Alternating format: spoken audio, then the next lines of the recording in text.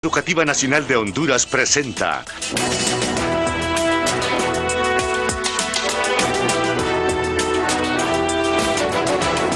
Lunes Cívico con Nahum Valladares. Hola amigos, ¿qué tal? Muy buenas noches. Bienvenidos al primer programa del año 2016. Primer programa del Lunes Cívico en la tira de La Vida Sigue. Estamos a escasos 2 días para que culmine la temporada navideña. El día de la fiesta de Epifanía, que nosotros también conocemos como el Día de los Santos Reyes. Con nuestro invitado de la noche de hoy, vamos a abordar qué es la Epifanía y cómo comienza el tiempo de la Natividad de nuestro Señor Jesucristo. En el año 352, el Papa Julio I sugirió que en el calendario juliano, que solo tenía 10 meses, el último mes era el mes de diciembre, se estableciera la fecha 25 de diciembre para conmemorar el nacimiento de Jesús. Pero fue hasta en el año 354 cuando el Papa Liberio decretó el 25 de diciembre como día de la Natividad de Jesús.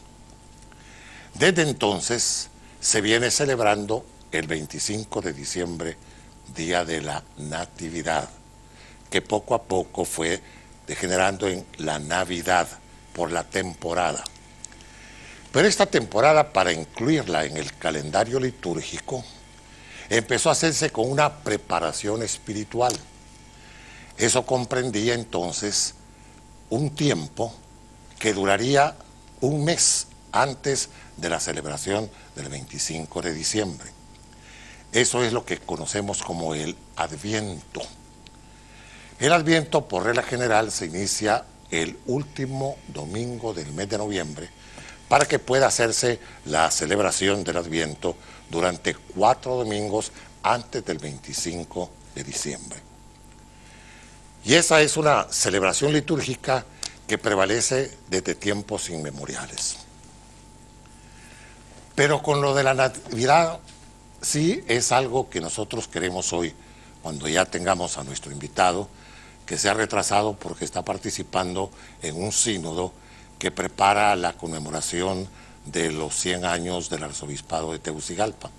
Y con él vamos a abordar lo que es la festividad de la Epifanía, el Día de Reyes, el 6 de enero.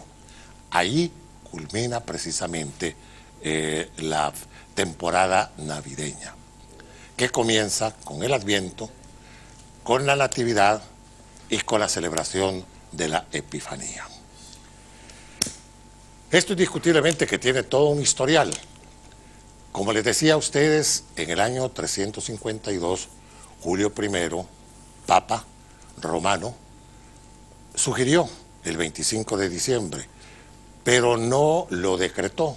Fue el Papa Liberio quien lo hizo en el 354. Pero nada más para la conmemoración. No había celebración alguna. Fue hasta en el año 379, en Constantinopla, que se ofrece el primer banquete navideño para hacer la celebración.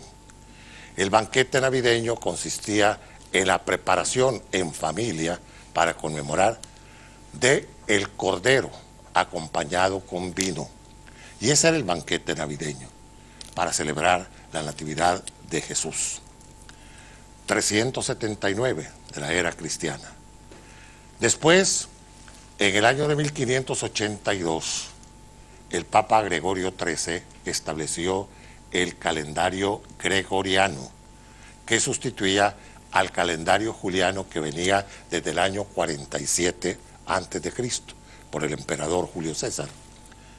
Entonces, cuando se decreta el calendario gregoriano, se adopta diciembre, que era el 10º mes del calendario juliano, como el término también del calendario gregoriano, y no se mueve la fecha del 25 de diciembre. Y así queda constituida. Por eso, cuando nosotros hablamos de la celebración de la Navidad representada con los nacimientos, tenemos que trasladarnos hasta el año de 1223, que todavía se regía con el calendario juliano. Y cuando un fraile italiano, Giovanni del Piero, vino a celebrar la Navidad con la creación del nacimiento en la ciudad del Greccio, en Italia. Y allí el papa, el fraile, que después conocemos como el San Francisco de Asís, es el que en el año de 1223 instaura el nacimiento para celebrar la natividad de Jesús. Imagínense qué saltos los que se fueron dando. Del 379 del año de la era cristiana, con el primer banquete navideño con cordero y vino, hasta el año de 1223 en el Greccio, en Italia, con Francisco de Asís, que establece lo que se llamó el nacimiento, o sea, para conmemorar la llegada de Jesús a un establo y colocado en un pesebre. Todos estos datos se los estamos relacionando antes de que nuestro invitado de esta noche nos pueda hablar de lo que es la Epifanía, porque la Epifanía sí es una fiesta litúrgica, es una fiesta que se celebra no solo por parte de las iglesias cristianas, lo hacen también las iglesias protestantes y las iglesias ortodoxas, porque es cuando se conmemora precisamente la veneración de el niño reconocido como rey de los judíos.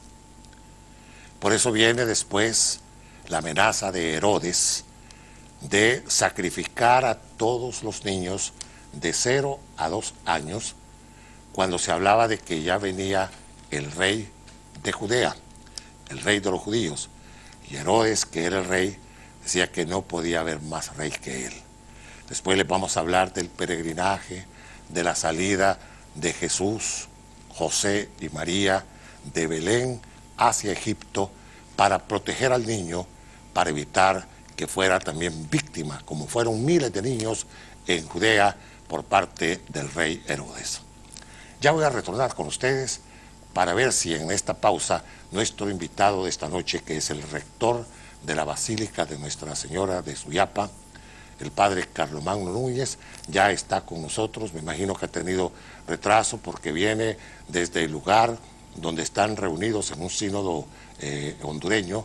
Está reunido el arzobispado, la diócesis, para poder conmemorar los 100 años de la instauración del primer arzobispado en Honduras, que fue el 2 de febrero del año de 1916. Se van a cumplir pues este 2 de febrero los 100 años de la arquidiócesis de Tegucigalpa. Ya voy a retornar con ustedes. Bueno, todavía no llega nuestro invitado, el padre Carlomagno Núñez. Pero así rápidamente de lo que es la Epifanía. La Epifanía es el concepto religioso, más que todo cristiano, de la manifestación de Jesús. Y lógicamente tiene que ver con la adoración que se le hace como Dios, como Hijo de Dios. Esa es la manifestación de Jesús. ¿Cómo?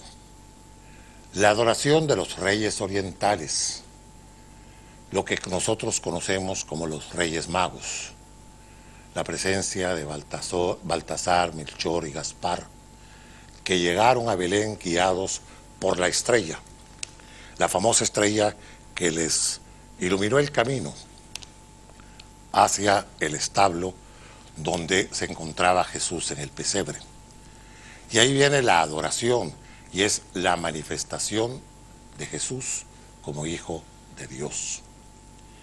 Y ese es un reconocimiento de todas las religiones cristianas, de los católicos, de los ortodoxos, de los protestantes.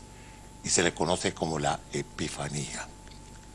Es un término griego que precisamente tiene que ver con la adoración, o sea, la manera en que toma carácter humano el Hijo de Dios. Pues así culmina la temporada navideña, con la fiesta de la Epifanía, la fiesta de la adoración. Y esto se viene practicando desde hace muchísimos años, posiblemente desde el año de 1223, cuando Giovanni del Piero fue el San Francisco de Asís el que estableció el nacimiento, que hizo una representación con los animales que estaban en el establo, con el asno, con la mula, con el buey, con ovejas, con pastores, e hizo la representación que después la orden de los franciscanos, la orden de los frailes menores, tomó como una tradición desde el año de 1223. Recuerden que San Francisco de Asís muere en el año de 1226, después 3 años después de haber instaurado los nacimientos, y es canonizado, es llevado a los altares 2 años después, en 1228. Y desde entonces quedó como una tradición en las 3 órdenes que él fundó. La orden de los frailes menores, que después pasó a ser la orden de los franciscanos, la orden de las clarisas, que eran las monjas que él logró con Santa Clara ordenar de manera tal de que existiera como un conglomerado para servir a la gente pobre. Esas eran las hermanas clarisas, que eran dirigidas por Santa Clara, por la hermana Clara, que después fue llevada a los altares como Santa Clara. Y la otra de los frailes, que fue otra orden, que fue la tercera orden, la terciaria, que precisamente se fue para el lado de España. Por eso es que los frailes franciscanos españoles trajeron todas esas tradiciones cuando se produjo la colonización de estas tierras de América. Todas esas tradiciones religiosas fueron traídas, la mayoría, por los frailes franciscanos. No queremos descartar tampoco de que los mercedarios se incorporaron y formaron ese tipo de tradiciones religiosas, ya establecidas en un calendario que empezó a tener sus efectos, el calendario gregoriano, en el año de 1582. Ya se había realizado el descubrimiento de América en 1492, en 1502, cuando llegó Colón a tierra firme, que llega a las posesiones donde estamos ahora, en Honduras, en 1502, que hace el recorrido por toda la costa hasta llegar a Venezuela, a las costas de Venezuela. O sea que ya por ese tiempo, ya después vino el calendario gregoriano, establecido por Gregorio XIII en el año de 1582. Pero vamos a hablarles de esas tradiciones, porque una vez que termina la fiesta de la Epifanía, o sea, la temporada que se hace toda la celebración de la Navidad, con el Adviento, con la Natividad y con Epifanía, entra en el calendario litúrgico lo que se llama el periodo ordinario, el primer periodo ordinario. Pero ahí la Iglesia católica da un vuelo para que puedan hacerse, se puedan rememorar algunas de las cosas que se vivió en la época de Jesús. Y es que cuando Herodes amenaza con la matanza de los niños, con la caída de los inocentes, vienen los santos peregrinos. ¿Qué son los santos peregrinos? Esa es otra tradición que vino a nuestras tierras por parte de los frailes mercedarios y franciscanos. Recogieron lo que fue la huida de Jesús, José y María de Belén hacia Egipto. Tenían que salir de las tierras que eran posesión de Herodes, porque la orden de Herodes es que en todos los pueblos de su reino tenían que ser sacrificados los niños. Entonces emprenden la marcha Jesús, bueno, Jesús en brazos de María, José y María con Jesús, y toman el desierto para ganar la altura de Egipto. Recuerden que Egipto era un lugar donde los hebreos llegaban o los llevaban a algunos como esclavos y otros que iban huyendo de las atrocidades que cometían primero los romanos y después los mismos judíos que estaban bajo las órdenes de Herodes. Esa huida a Egipto es lo que establece los peregrinos. Esa es otra tradición y es una tradición que se las voy a contar a ustedes después de esta pausa, porque en algunos poblados hondureños todavía se usa la tradición de los peregrinos, pero en otros, donde los centros urbanos como Tegucigalpa, San Pedro Sula y otras poblaciones han llegado a tener otros estatus de modernismo, ya la tradición de los peregrinos es una parte de costumbre muy poco utilizada por las familias hondureñas. Pero ya les vamos a explicar qué son los peregrinos después de esta otra pausa en nuestro programa de hoy.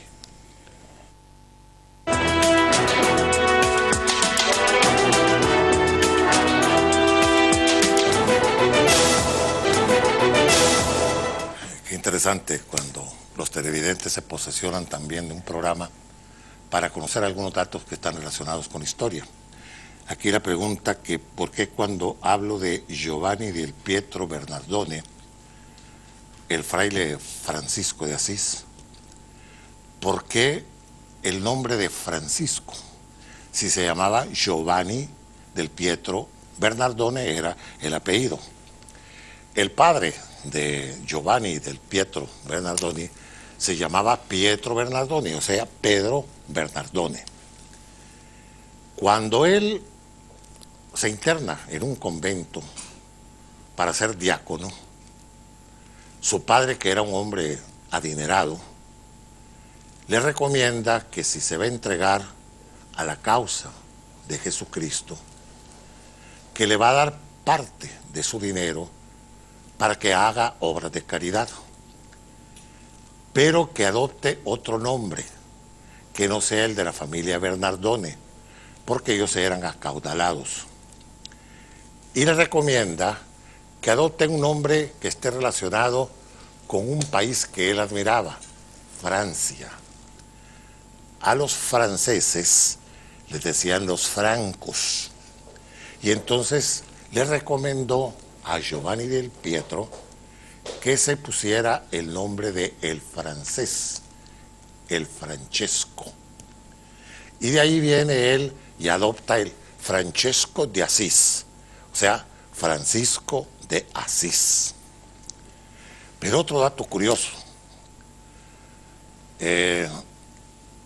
un tío mío ya fallecido, que era experto en genealogía y en el origen de los nombres, una vez le preguntaba sobre por qué la costumbre española de utilizar egonomásticos, para el caso, nombres que ya venían en el calendario, en el santoral, y otros que estaban relacionados con la forma en que se mantenían las familias devotas a determinados santos. Y Juan Bautista Valladares Rodríguez me explicaba de que el nombre de Francisco, que había salido precisamente como el primer nombre, el de Francesco de Asís, había sido adoptado en España especialmente para conmemorar en la fecha del 4 de octubre, que era la celebración, no la celebración, sino que la conmemoración de la muerte de Francesco de Asís.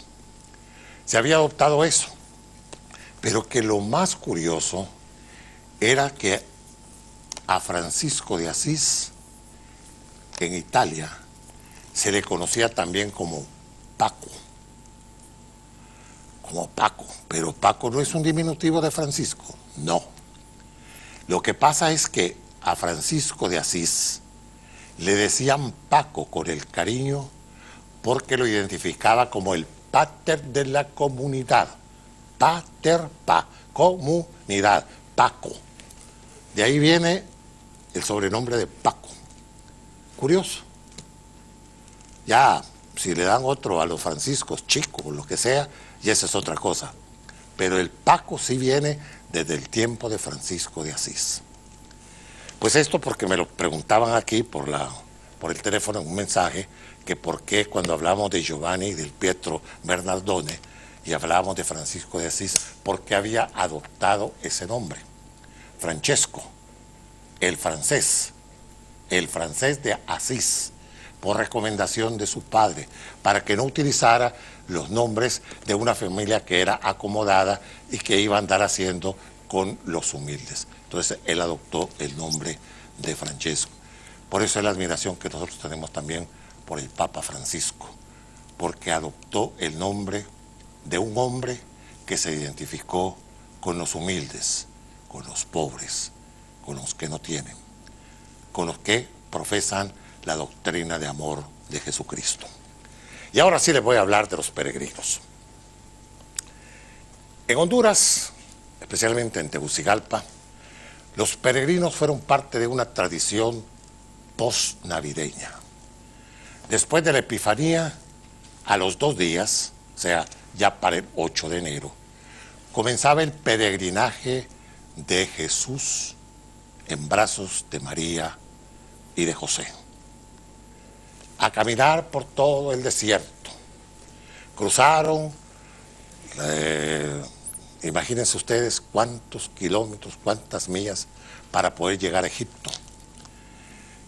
Pero se iban deteniendo en los lugares donde encontraban las champas de los beduinos, o sea, los errantes, los árabes que andaban, los judíos que andaban en el desierto y que levantaban sus champas porque no tenían lugares fijos para vivir.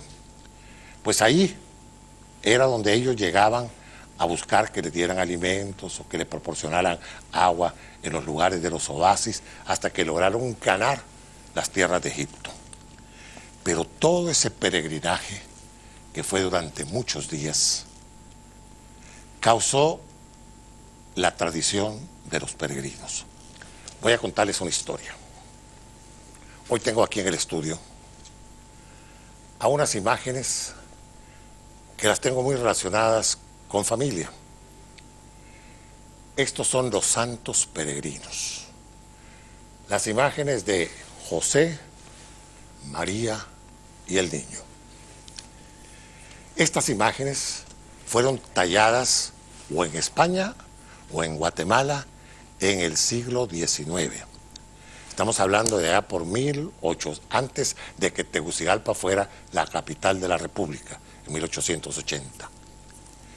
Pertenecieron a una familia, a la familia Gómez, que empezó con la tradición de los peregrinos como muchas otras familias en Tegucigalpa.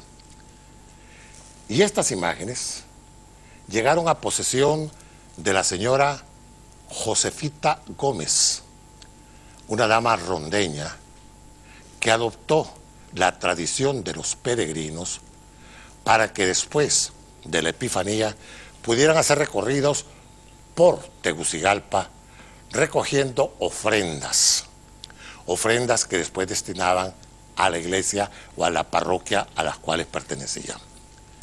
Pues doña Josefita Gómez, que murió a los 107 años de edad, tenía la devoción de los peregrinos y andaba de casa en casa día tras día. ¿Qué es? Los peregrinos llegaban a las casas, los recibían, se hacía la novena de los peregrinos, o sea, se rezaba, se hacía una oración, y después al final, quien los recibía daba alimentos. ¿Cuáles eran los alimentos? Las burritas, las tortillitas y todo, que era lo que precisamente José y María recibían cuando andaban con el niño para poder ir haciendo esas estaciones antes de llegar a Egipto. Pues estas imágenes pertenecían a doña Josefita Gómez. Mi madre, que también vivía en la Ronda, recibía estas imágenes en su casa. Y ella llegaba donde Josefita le decía, bueno, hay que llevarlas a la casa de las Chavarrías. y entonces llevaba a mi mamá a los peregrinos, a las Chavarrías. Las Chavarrías los tenían esa noche, les recibían, daban la comida, las Chavarrías después la llevaban donde los servir, y así iban de familia en familia en ese peregrinaje. Cuando ya se estableció la tradición, empezaron las ofrendas. Por eso ustedes miran aquí, en la imagen de José, dos alforjas, la parte de enfrente y en la parte de atrás. En estas alforjas, la gente depositaba o deposita las ofrendas. Antes eran monedas, después se convirtieron en billetes y se colocaban las ofrendas. Y quien mantenía toda la ruta del peregrinaje recogía todas esas ofrendas para después entregarlas a la parroquia correspondiente. Pues doña Josefita Gómez, que murió a los 107 años, antes de fallecer, ya cansada del peregrinaje, de sus imágenes que les repito son centenarias, son imágenes que imagínense ustedes ahí. Entonces, en una ocasión, cuando mi mamá se las devuelve a doña Josefita Gómez, viene ella y le dice: no, mi tía, quédese usted con ellas, qué mejores manos para que queden que las suyas. Se las regaló a mi mamá, y mi mamá por más de 30 años tuvo esa devoción hasta el día de su muerte. Mi mamá andaba de casa en casa, y todo lo que se recibía en estas ofrendas, mi mamá lo entregaba, el 50% a la iglesia de San Francisco para contribuir a su mantenimiento, a sostener la iglesia de San Francisco, y el otro 50% se lo entregaba al arzobispo de Tegucigalpa para destinarlo al seminario mayor, para contribuir con ello a que se prepararan nuevos sacerdotes. O sea que había una doble misión de los peregrinos. 50% para la iglesia de San Francisco, porque eran de la parroquia de San Francisco, la jurisdicción donde se movilizaba tanto Josefita Gómez como mi mamá en vida. Y mi mamá se la heredó a mi hermana, a Militza, y Militza ahora la tiene en herencia con su hija. O sea que va de mano en mano, de familia en familia. Doña Josefita no era familia nuestra, pero le tenía un cariño especial a mi madre, y por eso le dejó en su buena mano. A tal grado que a mi mamá le hacían reportajes en los periódicos y todo, y la conocían como la dama de los peregrinos, porque ella se encargó de que eso no se perdiera, esa tradición. Miren ustedes la perfección de estas imágenes, talladas o en España o en Guatemala. No sabemos a dónde, pero que provienen del siglo XIX, desde mucho antes de que Tegucigalpa fuera declarada capital de la República en 1880. Pues estos son los peregrinos. Y alguien me preguntaba, bueno, ¿y qué es eso de los peregrinos? Pues los peregrinos es una tradición de algo histórico. La huida de María y José con Jesús desde Belén hasta Egipto, escapándose de la matanza de Herodes. Y estos peregrinos llegan en un tiempo que va hasta el miércoles de ceniza, que es cuando comienza el tiempo de la Cuaresma, que es la otra conmemoración del calendario litúrgico, la Cuaresma, que comienza en el miércoles de ceniza y abarca toda la pasión de Cristo. Ya retorno con ustedes para que sigamos platicando sobre este tema que he tenido que ver cómo le hago, porque mi invitado algo pasó, pero no. En el próximo vamos a hablar sobre la conmemoración de los 100 años del arzobispado de Tegucigalpa. Ya retorno con ustedes.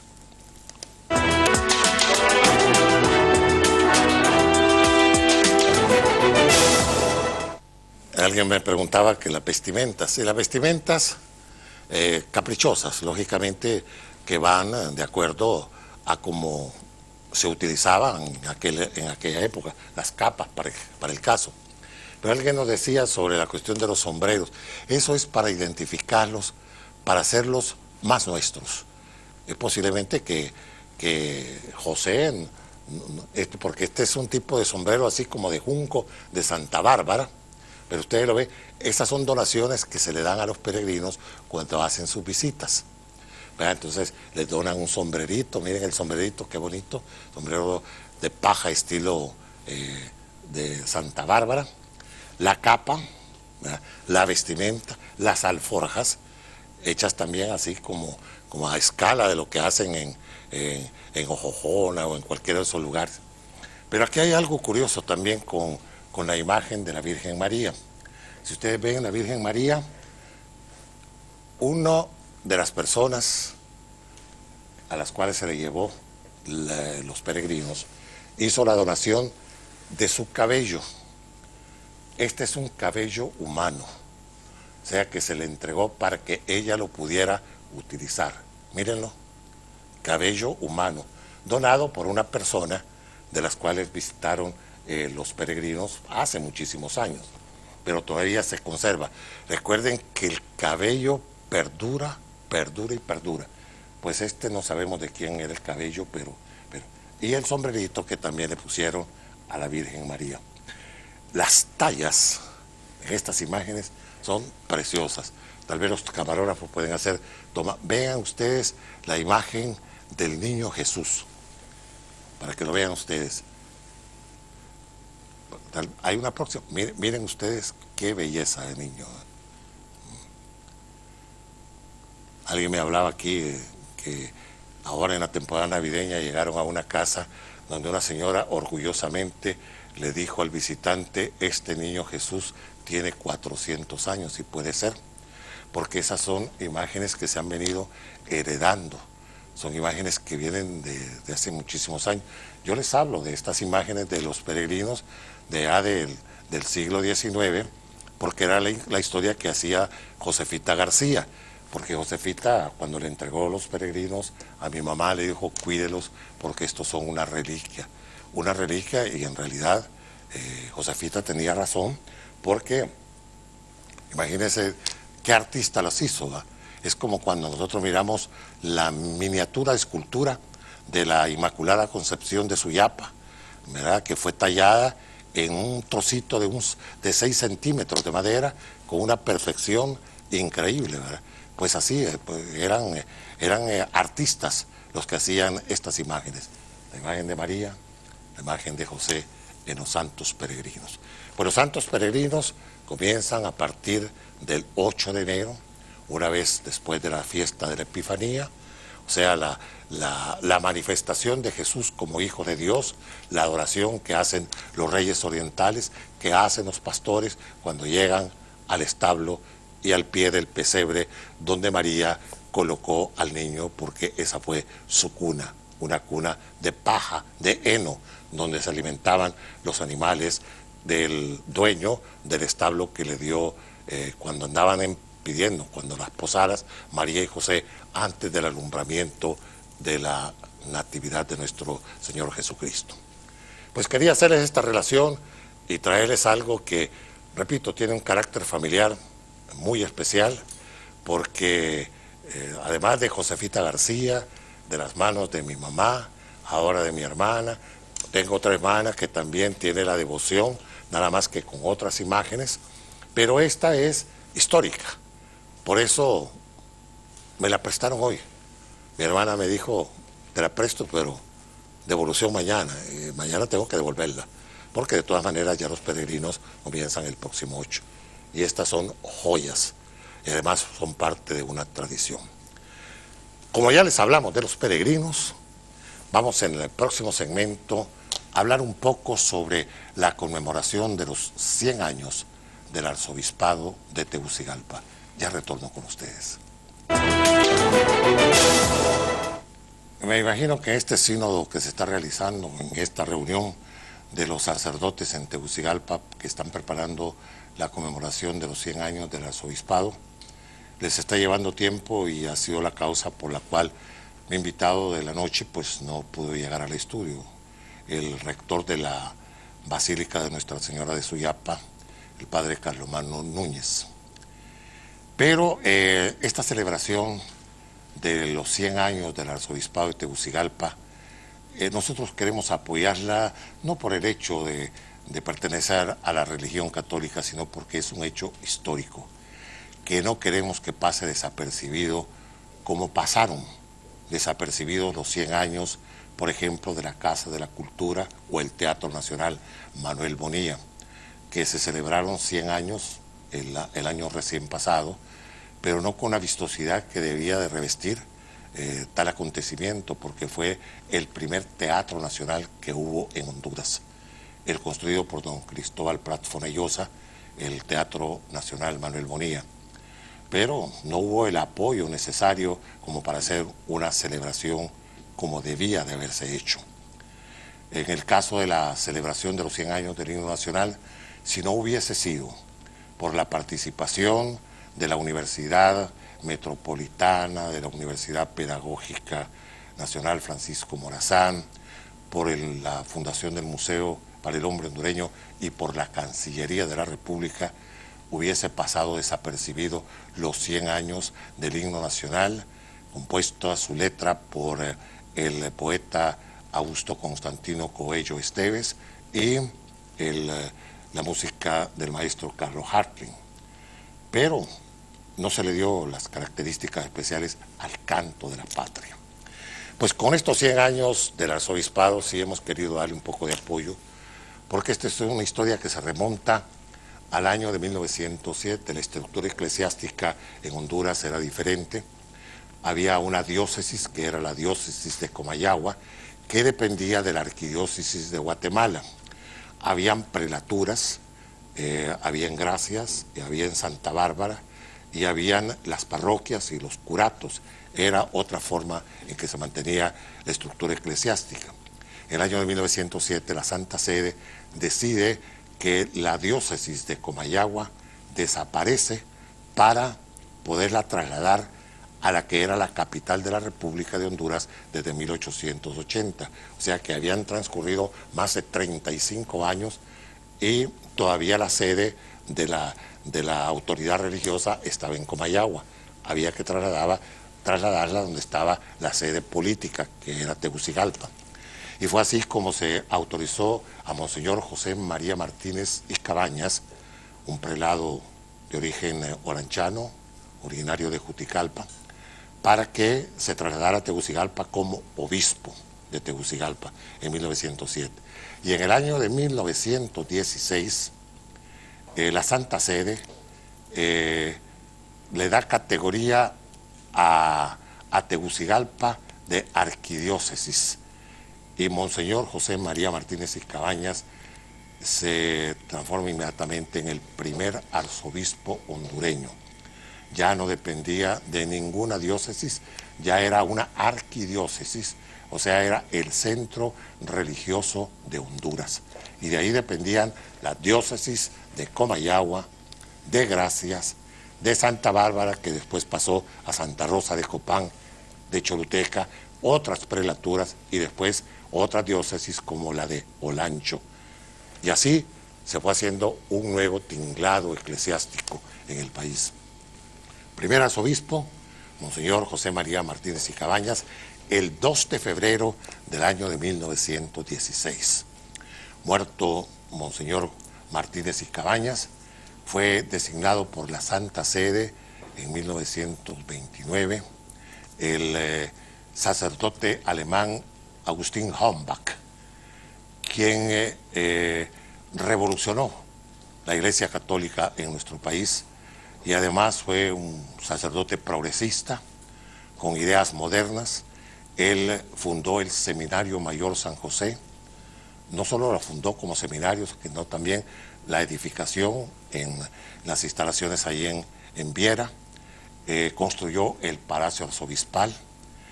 Gracias a él se logró que se le diera devoción a la Virgen de Suyapa el 3 de febrero, y no como antes, que se conmemoraba el Día de la Virgen el mismo día de la Candelaria, el 2 de febrero.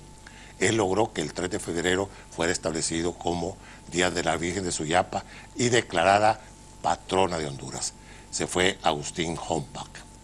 Hombach muere en los años 30, De ahí hay un periodo en que el arzobispado queda acéfalo, se nombra un administrador apostólico, Monseñor Emilio Morales Roque, hasta que es nombrado como arzobispo, como titular de la arquidiócesis, Monseñor José de la Cruz Turcios y Barahona.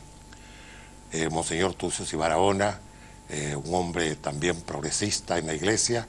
Gracias a él se logró la construcción del Santuario Nacional de Nuestra Señora de Suyapa, hoy convertida en la Basílica de Nuestra Señora de Suyapa. Le colocó la primera piedra el 8 de diciembre del año de 1954. La culminación de la obra se hizo años después con muchos esfuerzos. Ahí contribuyó mucho quien después llegó a ser arzobispo de Tegucigalpa, Monseñor Héctor Enrique Santos y Hernández. O sea que el arzobispado de Tegucigalpa ha contado con figuras como Monseñor José María Martínez y Cabañas, cuyos restos están descansando en el presbiterio de la Catedral Metropolitana de Tegucigalpa.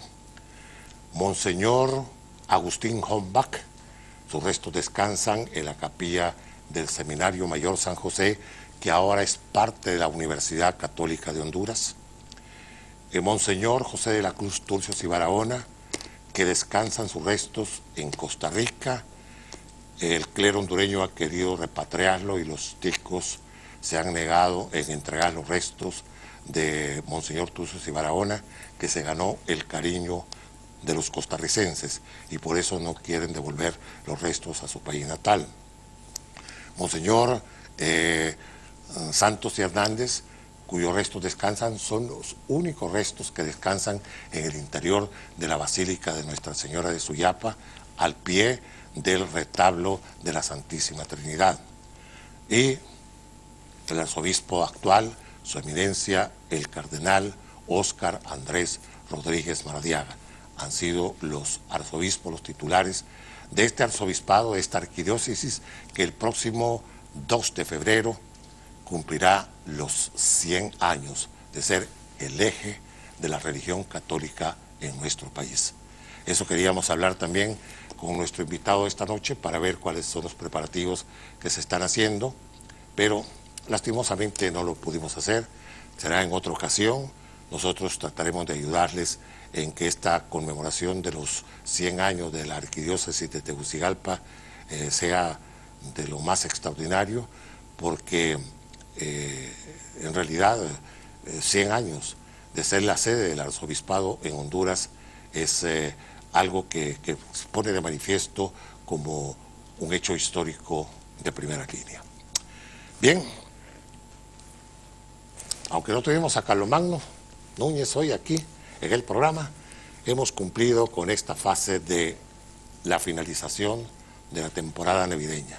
El próximo 6 de enero, el día de la fiesta de Epifanía, o sea, la manifestación de Jesús como Hijo de Dios, adorado por los reyes orientales, por los reyes magos y adorado por la humanidad, reconocido como el Hijo de Dios. El día de la Epifanía, o sea, es el día de la alegría de la religión cristiana. Y esto pues es el acontecimiento final de la temporada navideña para dar paso al periodo ordinario hasta que lleguemos al miércoles de ceniza, que da paso a la conmemoración de la pasión y muerte de nuestro Señor Jesucristo, la Semana Santa o la Semana Mayor del calendario gregoriano. Muchas gracias por habernos visto y escuchado en nuestro programa de hoy. Les invito para el próximo día lunes, en otro lunes cívico, siempre por la Televisión Educativa Nacional de Honduras, por Canal 10. Mientras la vida sigue y nosotros sigamos en la vida, aquí vamos a estar con ustedes. Buenas noches, amigos.